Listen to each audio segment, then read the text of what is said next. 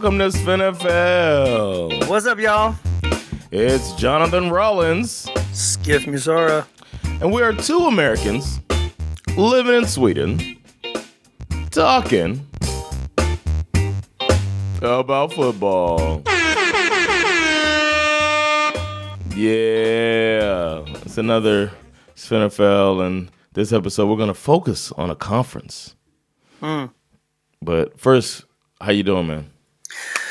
I'm doing good. It was really, preseason football is whatever. I tried, bro. I tried. But I'm not going to lie. The only game that I actually watched was the Rams Cowboys game. Okay. And it was just because of the timing. It was, what was that, Sunday night? This game started at 10:30.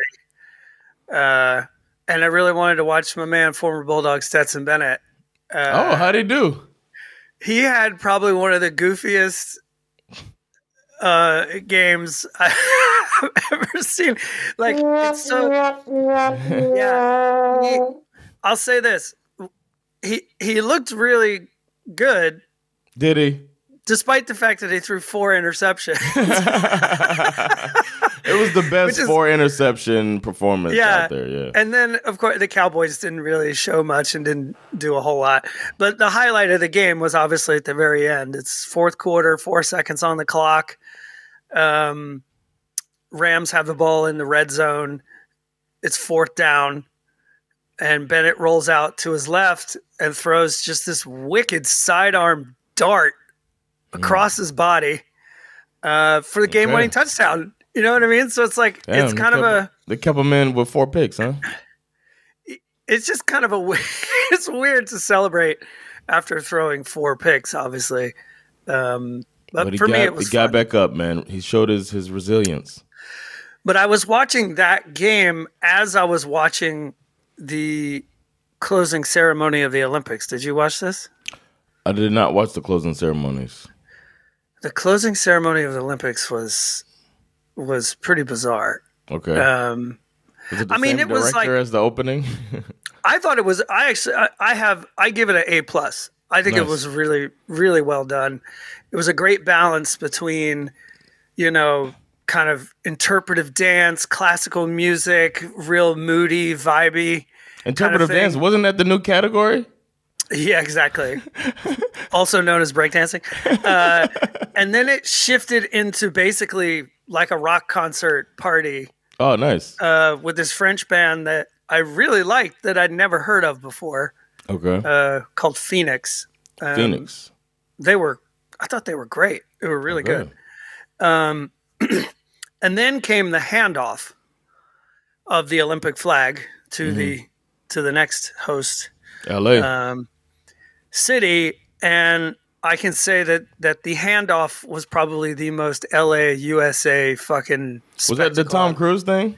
Ever seen in my life. Tom Cruise jumps out of the top of the stadium, connected to a wire, of course. Okay, that's what that. I saw the image. I didn't know that was. He jumps out of the top of the Stade de France stadium live, right, on a wire. Drops down into the middle of all the athletes who were there, and, walks up on stage, takes the flag from Simone Biles, walks off stage, sticks the flag on a motorcycle, hauls ass through the streets of Paris to the airport, onto an aircraft carrier. No. Plane takes off, and then it's obviously they shot this stuff earlier, that part, so it turns into basically a movie at that point, like a Tom Cruise movie, like LA.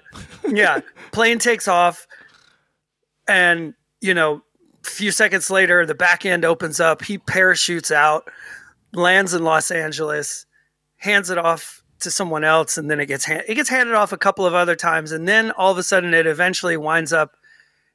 It transitions to a live shot in Long Beach with the Red Hot Chili Peppers on stage, playing. And then Billie Eilish played a song. And then, of course, you knew they had to end it with Snoop Dogg and Dr. Dre was kind of the finale. California Love or a number of G thing? Neither. They ended with next episode. That's good.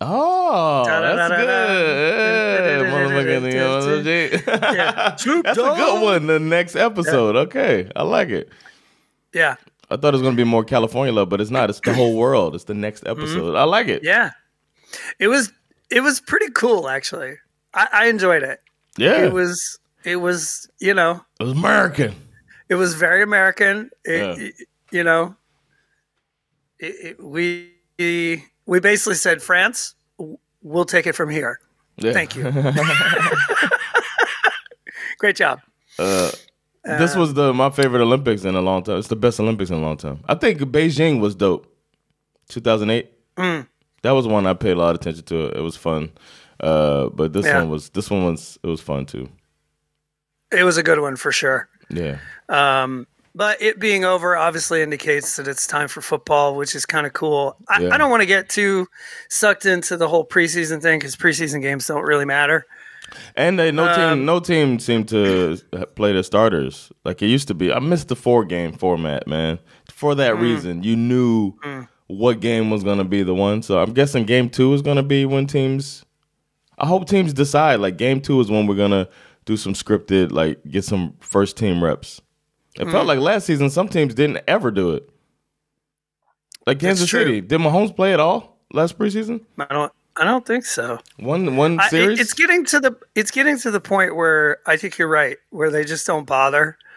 The other interesting takeaway was, as weird and interesting as it was to see the new kickoff,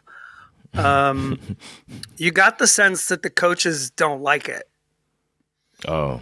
Until one coach, there's gonna be a coach that like takes the time, or is there gonna be some special teams coach that takes the time and figures something out, and then everybody start figure, okay, all right, this is what it is, Like I'm guessing John Harbaugh's the guy. They interviewed Sean McVay during the Rams game, and they asked him. They were like, "You don't seem to be a big fan of the new kickoff rule," and he was like, "Yeah, no, I hate it." He's like, "I don't like this. I don't want to do this." Is like, we are kicking it through the back of the end zone every time. You're missing an opportunity, man. That's not the way to look at it. I'm not here for it. And they're like, well, don't you want to see coverage and protection? He's like, you know what? Nobody's going to show us anything honest right now anyway. So we're not going to be able to figure this out until the season. So I'm not going to bother and put anybody in harm's way. He's like, fuck that. Harm's way. That's the point of it. It's like... It's football. I don't like that attitude, man.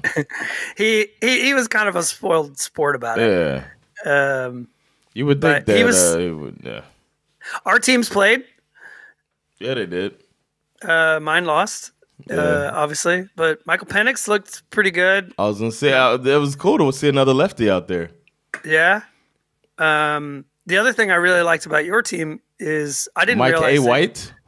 No, I was not interested in him. I didn't realize that you guys drafted Jalen Wright. Yes, we did. Running back out of Tennessee. They're saying from camp that he's looking fantastic. I remember last season when Georgia played Tennessee, he scored a touchdown on the first snap of the game, like a 70-yard touchdown run. I was like, oh, fuck. We still wound up winning, but it's all good. And also you got what's his name? My man, former Bulldog, Channing Tindall had a nice sack too. It's nice to see the Dolphins with a little dog in them. Yeah, that was fun. I like that. And apparently another one that's supposedly going to be good, but I'm not a believer yet, is Jonnu Smith. That is on our team now. So I don't know. We'll see, man. Jury's out. We'll see. I'm not going to get false hope, but I mean, my team is going to be pretty good. I thought all the rookie quarterbacks looked pretty good. Again, it's preseason, but you can understand why people are starting to get excited about some of these guys, especially guys like Caleb. Jane Daniels looked really good. Caleb Williams looked really good. They all look like they could fucking sling it. None of them look like they were out of place or in over their heads. Did you get to see the Vikings guy? What's his name? JJ McCarthy. Yeah, McCarthy. How do you look? Good. He looked very good. Okay, nice. He looks really, really good. There was a funny moment when they were playing that game because they did a lot of like sideline interviews. So they were interviewing Justin Jefferson at the time when J.J. McCarthy threw like a 40 or 50-yard deep ball, and Jefferson basically he still had the headphones and the mic on, but he was just like, he got so hyped. He was like, he started running down the field. He was like, yeah, that's my fucking guy. Like, he was like, he was hyped. It was cool. It was a nice moment. Him, man. The receiver show, he's looking good on there. Yeah, I like him too. He's looking like a fun young dude, even though you hate Amon-Ra St. Brown. I'm still very much out on Amon-Ra St. Brown. Even more so because you know what else I watched this weekend? On Saturday, I think it was. I watched the documentary about Barry Sanders and his retirement. Mm-hmm. It's on Amazon. And, you know, it was the same thing. Like that. I mean, Barry Sanders is there, and there's like the stadium is like half full because they didn't. Because that team was such a pile of shit for so many years. I'm like, don't fucking come talk to me about fucking crowd size. Like, what, really? You going to go all Trump on me and start talking about your crowd size? Amon-Ra St. Brown? That's so funny. Trump, man. Fuck that motherfucker. We could probably talk off mic about this. That's that's another podcast. I love it. I'm just eating it every morning. Just eating this guy gonna lose to this woman, and it's fantastic. He's losing his shit. Unraveling. He's unraveling. Yes. At the speed of light. It's pretty fascinating. Calling somebody's crowd AI. Oh, That's some nutty shit. Put it in my veins. So, okay, unfortunately, the downside of preseason football is that we have quite a few notable injuries to highlight, especially for those of you fantasy heads out there. Chiefs wide receiver Marquise Brown injured his shoulder on the first play of the game versus the Jags. Probably going to be out at least 4 weeks. Call up Kadarius. He's there. Really? He's still there. He's still there. He's still there. I'm totally embarrassed and totally ashamed. Let's see. Oh, also, probably one of the worst was the guy that we just talked about, or one of the more significant ones is the guy we just talked about, was Vikings rookie QB J.J. McCarthy. Played great in the preseason game, but unfortunately in practice a few days later, he tore his meniscus. Oh, shit. I didn't know that. So he's going to have surgery. I don't know when he's coming back, but it pretty much, I mean, it just means Sam Darnold is going to be the Vikings week 1 quarterback, period. Damn. Well, it's good that they had him ready. Yeah. That's why you keep him on the team, you know? I think it's the same reason. It's still goofy that the Falcons drafted Michael Penix in the way that they did. But I think a situation like this is precisely the reason why they did it, because they were scared. They always say next man up, but you still want that next man to be somebody you can believe in. Exactly. Yeah. Let's see. Lions Pro Bowl running back, last year's rookie sensation Jahmyr Gibbs, out with a hamstring. It's not entirely sure. He apparently he missed some time last year because of a hamstring, so we'll see how that goes. The Lions also lost their first-round rookie cornerback Terrion Arnold, as well as their second-round cornerback Ennis Rakestraw. Both of them left practice on the same day with injuries. So that's a very weak position for the Lions. That's not good. No. Probably their weakest, actually. We're gonna. We'll see. Will they be repeat winners of that division? We'll see. Let's see. Bengals rookie tackle and my man, former Bulldog Amarius Mims, out with a pectoral injury. Mims? He was actually he's a tackle, you said? He's a tackle. He was considered a week 1 starter for them despite being a rookie. So we'll see. I don't know how long. They didn't say it was a torn pectoral. They just said it was a pectoral injury. So I'm not really sure how long it's going to take. Because when you hear about a D lineman with a torn pec, normally that's not good. No good. Yeah. Okay. They're using a lot of They're using their hands, pushing. Mm-hmm. A lot of pectoral involved there. Giants rookie running back. Pictorially, he's not pectorally challenged. He's not pectorally. Giants rookie running back Tyron Tracy looked pretty good in their first preseason game. Sadly, in practice a few days later, went down with an ankle injury. Jeez. Who else? Colts lost their wide receiver Josh Downs to a high ankle sprain. That's a few weeks. And Falcons' second round pick, edge rusher Braylon Trice, has been put on injured reserve with a knee injury. Again, definitely our weakest position. We can't afford to lose anything there. So we'll see how that goes. Preseason, sometimes the football gods deliver a headline, like a brilliant headline. Okay. That it just makes your whole day when you read it. Because it's like, I know it's a real thing that happened, but it just feels like it's the perfect metaphor for this particular team. The headline is plane carrying Carolina Panthers players runs off the taxiway at landing. No injuries reported, so they're fine. Yeah. I'm laughing because nobody got hurt. But the idea that the Carolina Panthers plane is just like, season hasn't even started and the plane is already off the runway. They said, hey, train wrecks, hold my beer. We're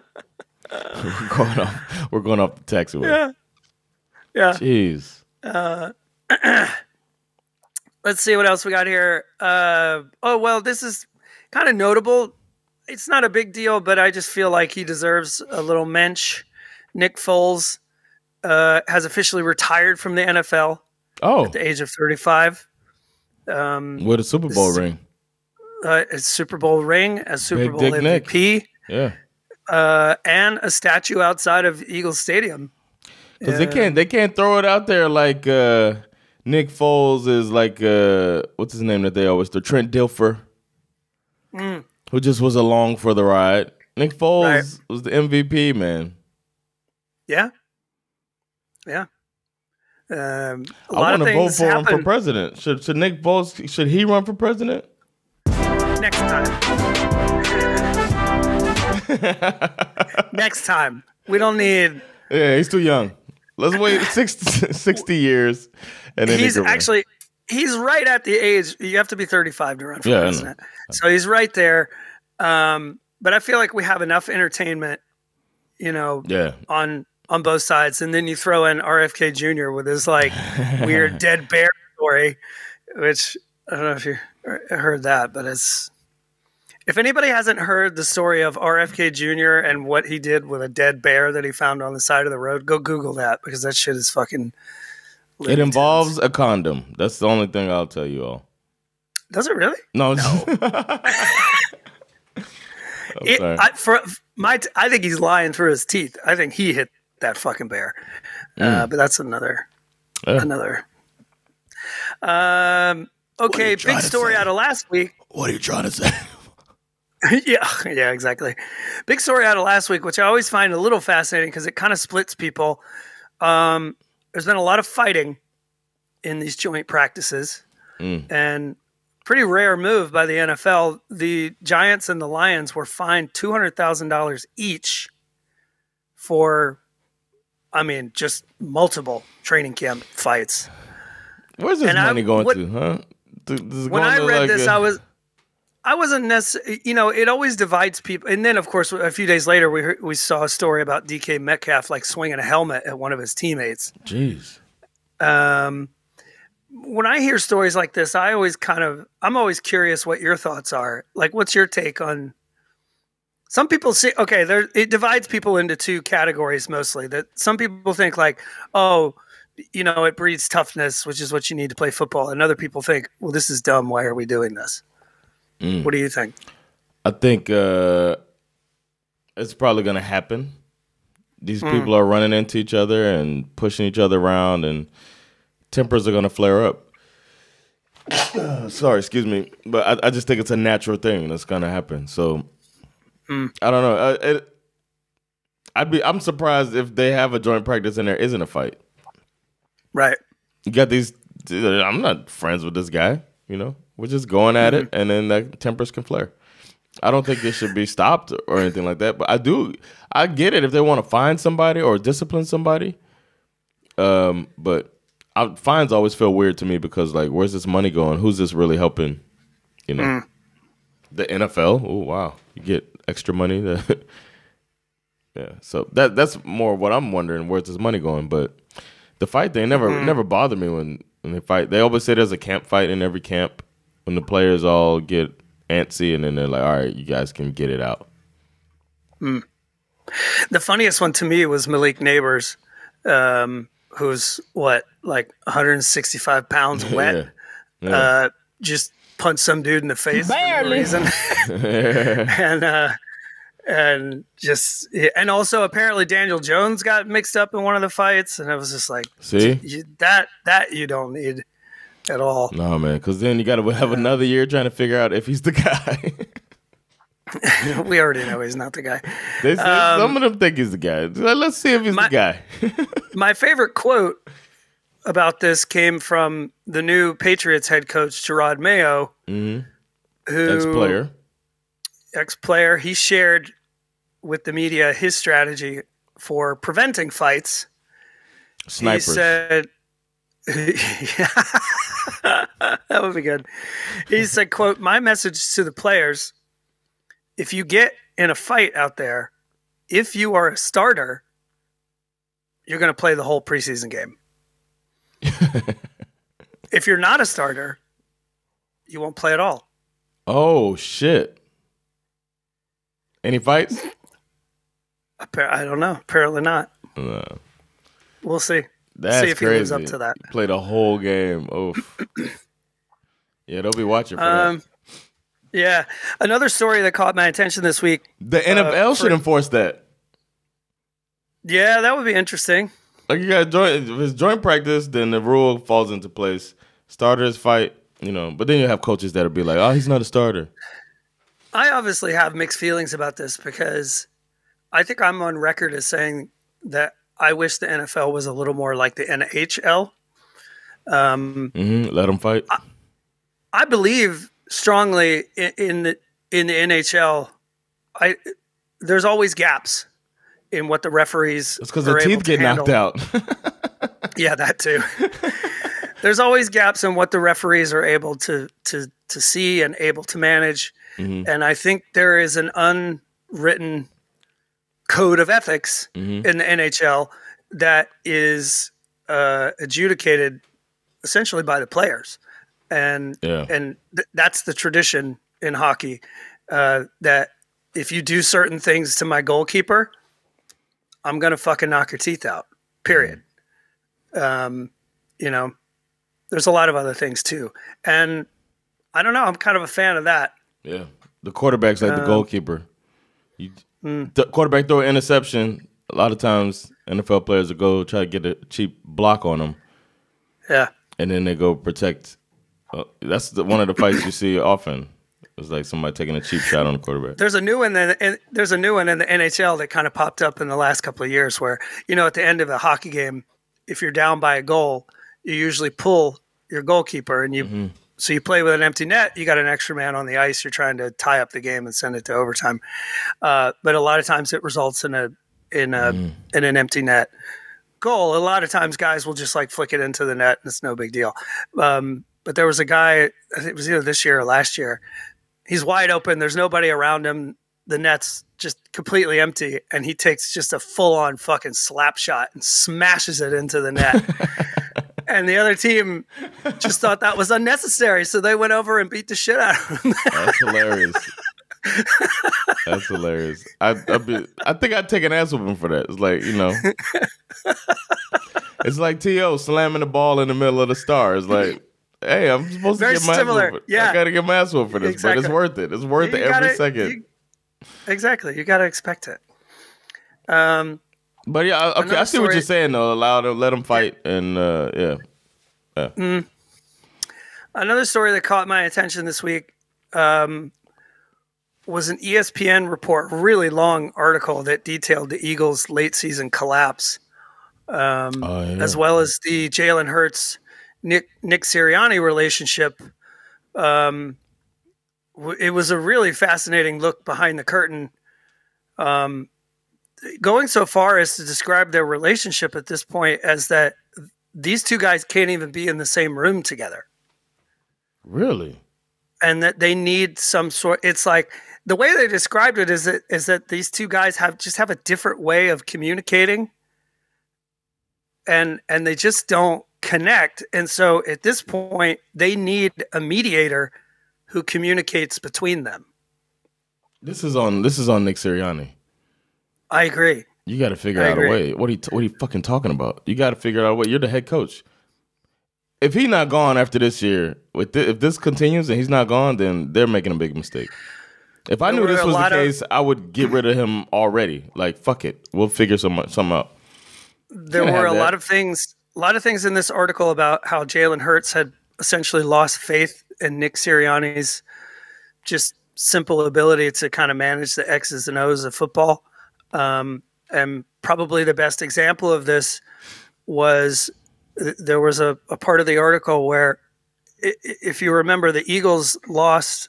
I mean, obviously they lost most of their games in the back half of the season, but they lost their last game of the season to the New York Giants.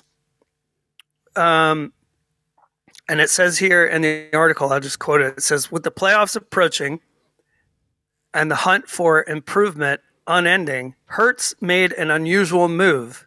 He called former Giants defensive coordinator Wink Martindale, who had at that point parted ways with New York, basically to ask him, like, what are we doing wrong? What did you guys do to stop us? Because I feel like the coaches aren't doing their job. And that's a player. That's not even like says a lot. That's a player that's just trying to win and is being held back by his coach. This isn't like some spoiled wide receiver talking shit. No. And they contacted Wink Martindale, who confirmed that the call happened, and he said his quote was, I've been doing this for 40 years. And I've never had a guy call me up like that. A guy from another team. It's the first time. He said, "quote It's the first time I've had an opposing quarterback call me up." Yeah. If I'm the owner of that team, I want to take care of that player. Get him some people around him that can make him the best. He's already been to the Super Bowl. You know what I mean? Yeah. You got to take care of him, and Nick Sirianni, you got to get him out of there. I mean, it really. I think Sirianni. I think he might be my number one in-season fire potential. Yeah, gotta go. He shouldn't have. If they knew this shit, they should have got rid of him before the draft. Yeah, this is a very interesting article. I'm glad I know this now before doing this NFC. But I had them falling off anyway. I would encourage anyone to go read the article. It's from ESPN. It's very fascinating. I'm leaving out a lot of details, but it's a long article, but it's really, really fascinating. Sirianni, he's from the Belichick tree, right? Or where's he from? Not McVay, right? I thought he worked for Andy Reid. Was it Andy Reid? Okay, I don't remember. I think he might have worked with Andy Reid. I could be wrong about that, but I think, yeah. Probably the one story that everybody's waiting for some sort of resolution on is the Brandon Ayuk trade drama. Yeah, I saw an update today on this. Yeah, so here's a basic breakdown of what's happened. Just to give you some perspective, going all the way back to, pre-draft. Supposedly the 49ers offered him $26 million at that time. Okay. He thought he was worth more than that. He was their number one wide receiver last year. The 49ers tried to trade him during the draft, but couldn't find a deal that they liked. And yet they still use their first-round pick on a wide receiver. This says a lot, because it's like, you think he's so high value that you won't take other teams' offers on him, but you don't want to pay him what he thinks he's worth, even though you think he's worth a lot. Come on, man. And they went out and took in the first round this wide receiver, Ricky Pearsall, out of Florida, who's that guy that you always say that you don't like him because his whole career is based on that one hit? Jadeveon Clowney. Exactly. Ricky Pearsall made one just kind of like defying the laws of physics one-handed catch. Last season for Florida. Crossing route, and he reaches up behind his head and catches it with one hand. He essentially got drafted in the first round because of that. So Ayuk looking to get the fuck out, it kind of makes sense to me. Like, the way the 49ers are behaving. Now, when it comes to the trade, the whole time the 49ers have been acting like they have all the leverage without realizing they have none of it. Him refusing to play on his current contract. I mean, they've known for a long time that he felt this way, but they waited until training camp to take it seriously. You done fucked up. Which essentially means that any team that wants to make a deal with the 49ers for him can bend them over a barrel, more or less. I saw something today that says they're very, very close to it. There's one thing they need to do, and then they'll have the deal for him to stay in San Francisco. Right. Well, that's been the interesting part, too. That as the 49ers have pretended to act like they're in the driver's seat, they all of a sudden realize, because apparently they had a framework for a deal in place with both the Patriots and the Browns, and Ayuk didn't want to play for either one of those teams. So now the 49ers are basically between trying to get him to stay and seeing if they can get a deal done with the Pittsburgh Steelers. Okay. But the weird part about this is that, for a functioning franchise, normally this kind of stuff does not leak out into the media to the degree that it leaks out with this particular situation. It feels like every day there's some little nugget. And the team is leaking this stuff out to try and make Ayuk look bad, basically. But then but that hurts if trying to trade him. Yeah, I don't like how they're running things. I don't either. And if you look back into the recent history, this is kind of how the 49ers function. They did the same thing to Deebo Samuel. They did the same thing to Nick Bosa. Are you saying that... Are you saying that this is a Kyle Shanahan problem? Well, I mean, what's the guy, John Lynch. It's John Lynch and Kyle Shanahan. John Lynch is the GM. Kyle Shanahan is the coach. I have every reason to believe, based on things that I've read, is that these two work very closely together. And I think they basically gang up on players and they try to bully them. And they don't realize, and to me, this, again, you've heard me say this numerous times, to me, this falls under the same category as this Kyle Shanahan genius complex. He thinks he's smarter than everybody else. And he thinks that he has a system that makes players, or he pretends like his system makes players interchangeable.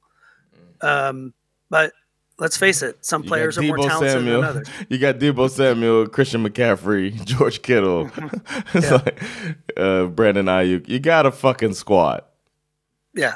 And lucked into a quarterback that can handle the system on a really cheap contract, making $1 million. And the thing is that they're not in cap trouble. They have the money to pay him. Yeah.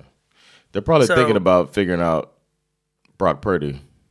Yeah, but that's like a year in the NFL it's 1 year away. That's a lifetime in the NFL. Anything can happen. That's true. So yeah, they're being weird. But he's probably always got his eyes on a midseason trade. He does it every year. a big time midseason trade to kind of push them. A trade on this level for someone who is effectively a number one wide receiver. This sort of thing does not happen very often. Yeah. 3 weeks before the start of the season. It's just very uncommon for something like this to happen. That's a good point. We'll keep an eye on it. Any more? Should we get to the NFC? Yeah, I don't know. Jerry Jones is acting like an idiot again. Papa Jerry? He tried to act like they asked him if a deal with CeeDee Lamb did he feel a sense of urgency? And he said no. And then, of course, everybody freaked out. And then a few days later, he walked it back and said, "Oh, we really miss CeeDee Lamb." Someone needs to put Grandpa to bed. Man, did this dude just did this? Let's see what else. Hassan Reddick. That whole drama with the Jets has now resulted in Hassan Reddick requesting a trade from the Jets. Guess who's happy? And he hasn't played a single snap for him yet. This is very interesting. I'm telling you, man. Robert Saleh. That seat is hot. Yeah. It's falling apart, man. Sorry, Jets fans. Yeah. Man. It's very You are not serious people. No.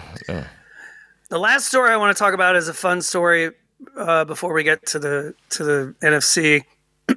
It's a Miami-related story.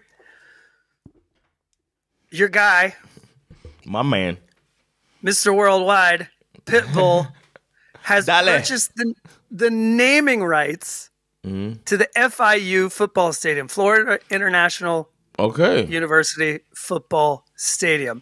This story is so funny to me and kind of fascinating. Pitbull will pay the school $1.2 million per year for 5 years. And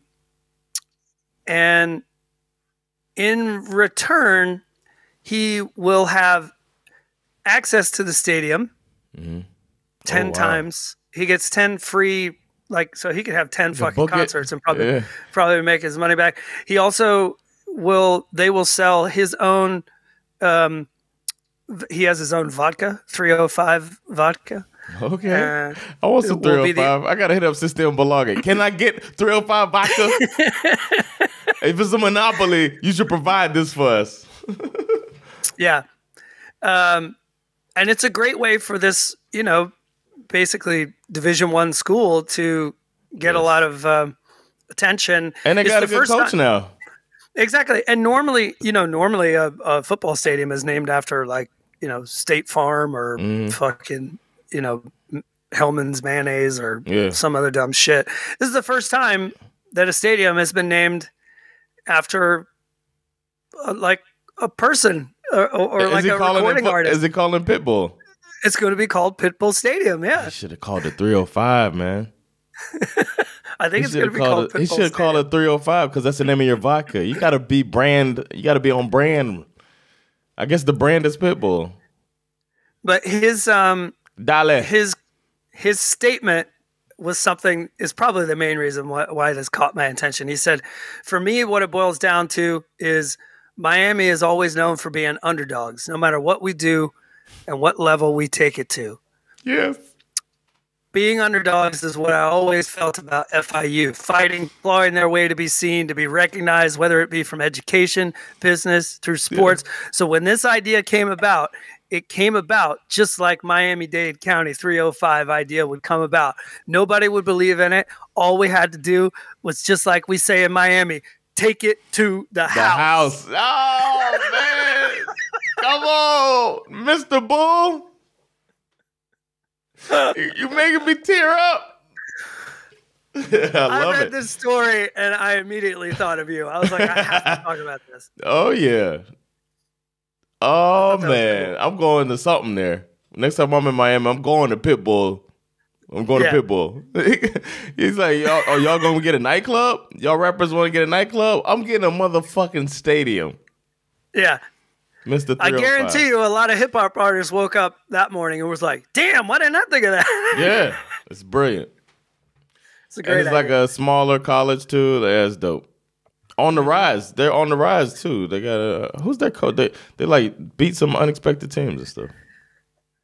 Yeah. I've been watching the FIU. So what I was saying, I have some questions. I'm always interested to hear what you have to say. I just think we go through them one division at a time and start to read the room and get a feeling for what we think these teams are going to be so that we can start to figure out how we're going to do our big our bet. It all comes who's going to win bet. the division bet. It all comes down to the bet. So this is like it's homework, basically. Is this our year? I think we peaked in year one, I'm afraid. The best we've done is 7 out of 8. I wish I would have known about the betting possibility of doing like if you get 6 out of 8, you get more money. 7 out of 8, 8 out of 8. I didn't do it that way. That was the year to do it, man. We could have won something. That's right. Where were we starting? I forgot. NFC North? Yeah, we're going to NFC North first. So I'm looking through the Chicago Bears schedule, and you said you wanted to look at their win loss over under, right? What's the over under of wins? The prediction. I don't remember where I got these numbers, but whatever. People do this every year. The Bears over under is 9 games, 9 wins. Okay. I mean, I've said this already, in a few episodes. Keenan Allen, Rome Odunze, DJ Moore, DeAndre Swift. I mean, I haven't seen a rookie quarterback ever really land in what I feel is a better year one situation. And how many wins was it for the Bears? 9. 9. That's kind of up They're there. projected to be I think a lot of people are predicting they won't win the division, but they'll make the playoffs. Does 9 wins do that? 9 wins does that in the NFC. I think it could also because there's some good teams in this division, and I think they could beat each other up. Yeah, and also like you said, I think in the NFC, I mean, the Bucs made it into the playoffs. Well, they won their division, but they also played the NFC West. Okay, and that's it looks tricky. like they played the AFC South. Less tricky. They start off the season with 3 AFC South games. That's a gift. Tennessee Titans. Oh, Houston Texans. It's almost like they want him to win his first game. So they played Titans, then Houston Texans, and then the Colts. That's their first 3 games. They almost cleared that division right away. The tougher game is the Jaguars.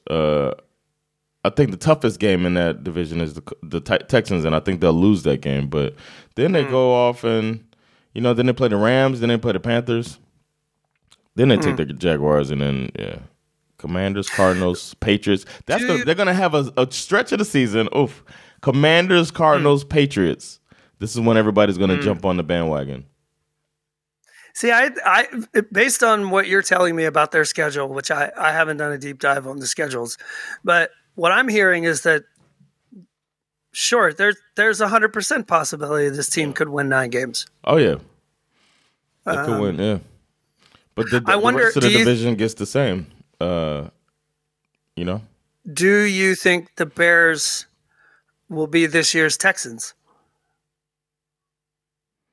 The quick turnaround team. I would say that, but I really don't believe in Matt Eberflus. I don't know. Right. That's the only thing, man.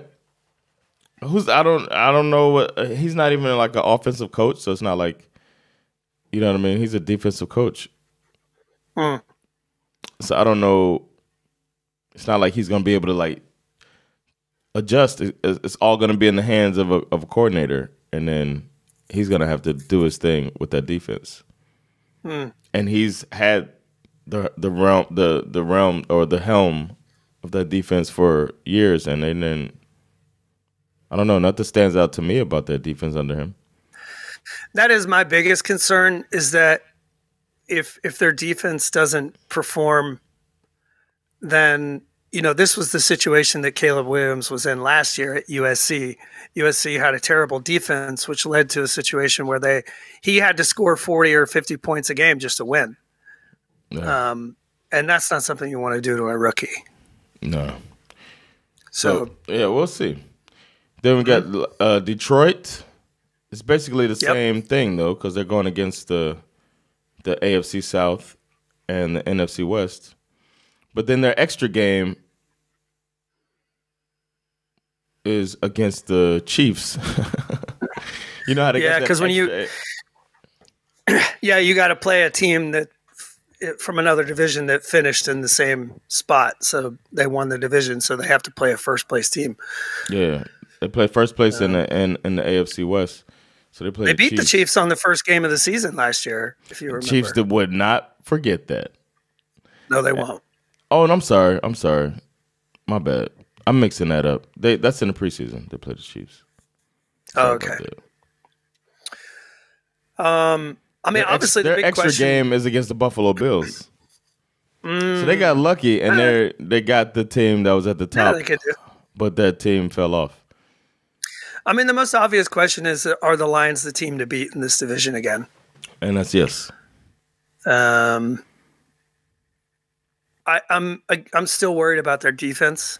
Because that was essentially their undoing last year, and I'm not entirely sure that they fixed that problem.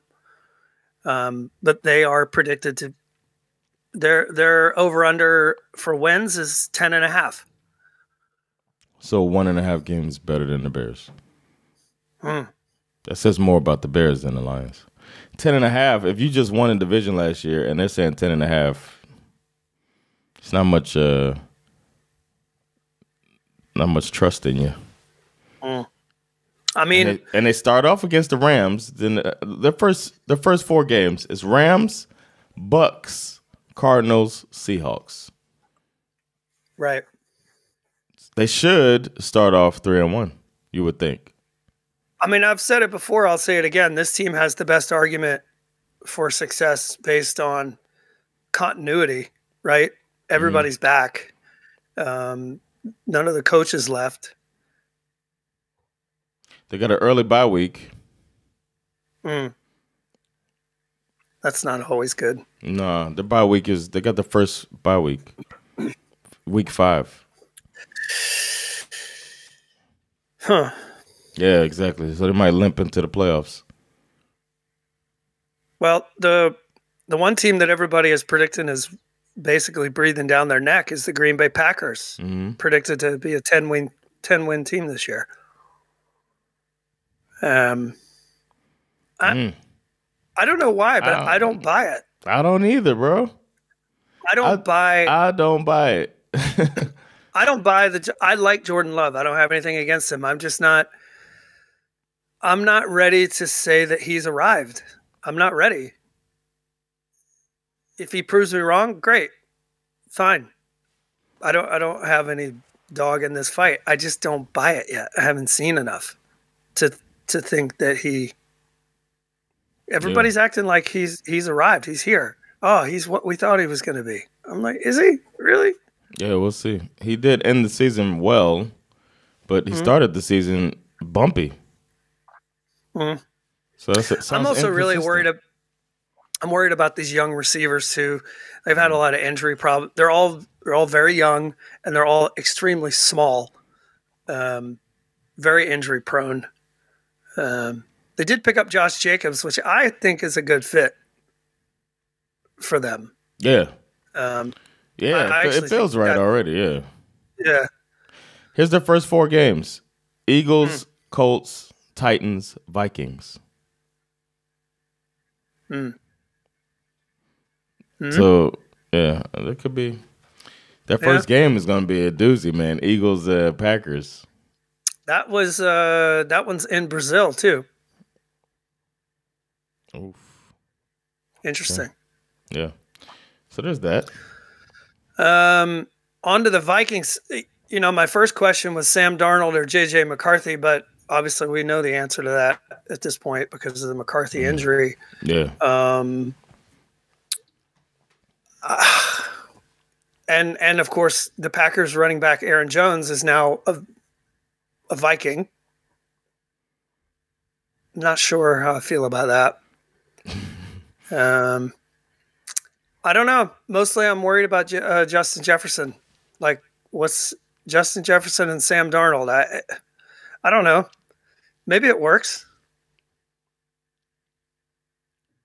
They got a tough first 4 games. Of course, well, they get a nice cushy game with the Giants. And then they play the 49ers. Probably going to get their head smashed in. Then they play the Texans. So, and then they play the Packers. So it could be another Vikings first game where they're 1-3 again, like last year. 6.5. That's their over-under. Ooh. So they're basically predicted to be in the basement. Correct. I think they'll outperform that, man. I just think Kevin O'Connell's, or is that his name, Kevin O'Connell? Yeah. He's a good coach. I agree. I don't think they'll outperform it by much, but I could see them winning 7 games. Yeah. I could see it. I would, if anybody's betting on those, I would take that one easily. Their bye week is week 6. So that was the who do you think will win that division? I think it's safe to say that the Lions will win it, but I wouldn't be surprised if the Bears snuck it out. No. The Lions will win it. I do. I feel pretty strongly about the Lions winning this division. Yeah. Yeah, this might be Lions Super Bowl year, man. Could be. Too bad the Rams are back. Then we got the NFC East. I'm going to start with the Washington Commanders.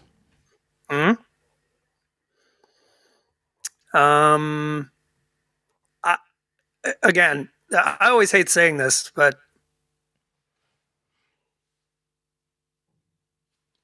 because that's just so obvious. Of course, they need to stay healthy, but I think Jaden Daniels is a very good quarterback.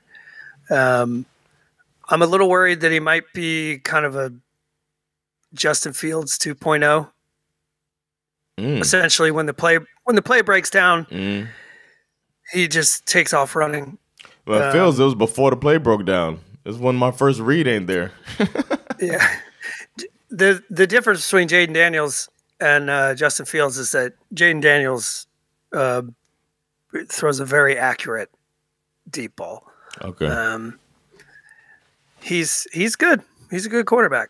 But if he goes up against a tough defense, it's all really everything is hinging on the Commanders' offensive line, because if they can't protect this kid, he's in big trouble. Well, they get a friendly first 4 games, based on my opinion of these teams. First game is Tampa Bay. It's going to be a tough defense, but it's not like they'll be, a runaway offense. So they should be able to stay in that game. Then they play the Giants, who we don't feel is the best, but that's a rivalry. Then they play the Bengals, and then they play the Arizona Cardinals. That's their first 4 games. So to get off into the season, they have opportunity to get some good some W's early on, and then there's the bye week in week 14. It's a late bye week. Might be too late. Oh wow, 6.5 is their over under. Sounds about right. And then I feel like it might be under though. Could be. I feel like there might be. I don't know. They beat the Eagles last year, and the Eagles might not be. Eagles definitely won't be as good. Oof. Well, what you told me, I have a whole different opinion of the Eagles now. Speaking of the Eagles, let's move on to the Eagles. They right. Each individual. I'm really worried about the Eagles, but they start with the Packers, then your Falcons, then the Saints, and the Bucks. Oh yeah, I didn't talk about which. It looks like your divisions are playing each other this year, and and their AFC division looks to be the AFC North. So the NFC East is going to be a bad year for them, I think. It seems like every team is going to get 3 losses. Interesting. They're all playing the AFC North. That Eagles-Falcons game, I think, is our first bird battle of the year. Oh, man. Nothing like a good old bird battle.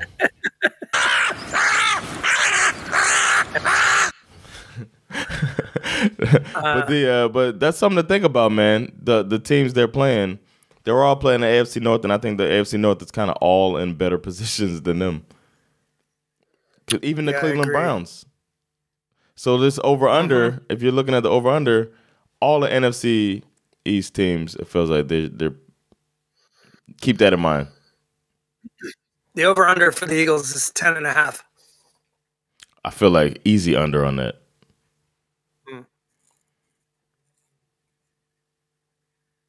Yeah. Yeah, I can see it. The vibes are not good. No. The vibes aren't and good. Even when that's the other part of it too, because we've said this so many times. They started off the year last year 10-1, but at no point during that 10-1 did we feel good about them. Right. It just felt like something was off. Something was off, and then of course they finished the season 1-6 or something, or 1-5, I forget. But lost the division. So I just feel like no matter what they do at the beginning of the season, I'm always going to be like expecting the bottom to fall out at some point. Yeah. So speaking of the bottom, the Giants are. No, I'm just kidding. Yeah. But the Giants, what's their over under? 6.5, same as the Commanders. Wow. I'd go under.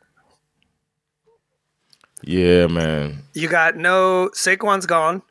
Replaced him with Devin Singletary. Not really interested in that. Yeah. I do not believe in Daniel Jones. Sorry, Giants fans. And if he gets hurt or sucks, you got Drew Lock.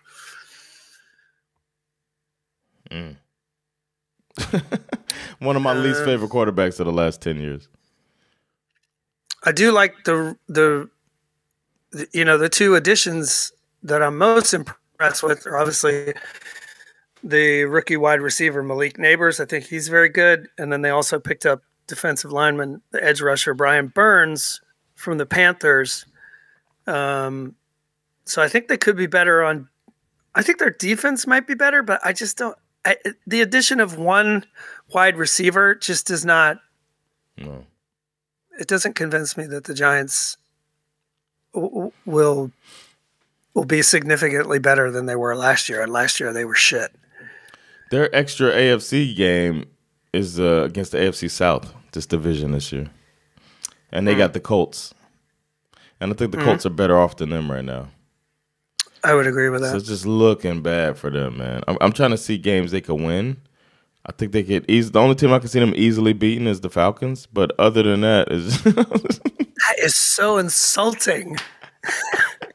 My God. I'm just kidding, man. They could beat the Panthers. They could beat the. I've never heard you say something so horrible. I think they could beat the Panthers. I don't think they could beat the Eagles. Oh, they could. That's division, But the Seahawks will beat them. Of course, I think they'll lose all 4 games to the AFC North. They might split with the Cowboys, but probably won't. Right. That's going to be a rough year for them, man. Yeah, 6.5 feels high for me. I would definitely bang the under on the Giants. Yeah, they could pleasantly surprise us, though. And then we got the last of the NFC East is the Cowboys, man. They're always ready to be number 1. Their first 4 games, it's the Browns, Saints, Ravens, Giants. They could start off with a bang. That sounds like a 2-2. 2-2 for me. Who did they lose to the AFC teams? Browns and the Ravens. I could see them losing to the Browns, beating the Saints. What were they? They'll lose to the Ravens for sure. Ravens and Giants. And then they'll beat the Giants. They got a week 7 bye week. It's a pretty good bye week. And then, as I said, they're playing the AFC North. Their AFC South team they're facing is where were they at the top, right? So it's gonna have to be the Texans. Probably the Texans. Oh, I don't see it on the schedule. Oh yeah, it is week 11. Whew. I mean, I don't know how much stock you put into, a lot of people think that players and contract years and all that kind of stuff, that means they're going to play better. Dak is probably going to play the year without a contract and test the free agency market. I assume they're going to have a CD Lamb deal in place before the beginning of the season because he's currently holding out, of course. And Micah Parsons is eligible for a new deal at the end of this year. My biggest concern is actually their running back room, which consists of Rico Dowdle, Deuce Vaughn, and Zeke Elliott is back. He's back? Zeke Elliott is back. Okay, man, that changes everything. I don't know, man. To me, if this is going to be a hard division to pick, I think, to be honest. And it's mostly because the vibes are terrible in Philadelphia. And I kind of have the feeling that the floor could just collapse on the Cowboys as well. I don't think the Commanders win? I can't. And then the other two teams kind of suck or are in transition. Actually, what I really think is that I'm going to be wrong about one of those Eagles or Cowboys takes. Okay. I think either the Eagles or the Cowboys. I think the Cowboys are going to win the division. I think the Cowboys will win the division. I think the Eagles have a more toxic environment than the Cowboys. And at the end of the season, it's going to be the same thing as last season, where we're like, who's going to coach? Who's going to quarterback? Right. But as of now, they have the best coach-quarterback combo. Mike McCarthy is on the last year of his contract as well, so he's going to be coaching for his life. It might be where. And I would not be surprised if Mike McCarthy coaches them to the playoffs, they lose in the first round or the second round, and then he's relieved of his duties after the season. After thanks, didn't work out, good luck at your next stop type of thing. Right. Yeah, I can see that. Then we go into the your division, the NFC South. Best division of football. Let's go. NFC South.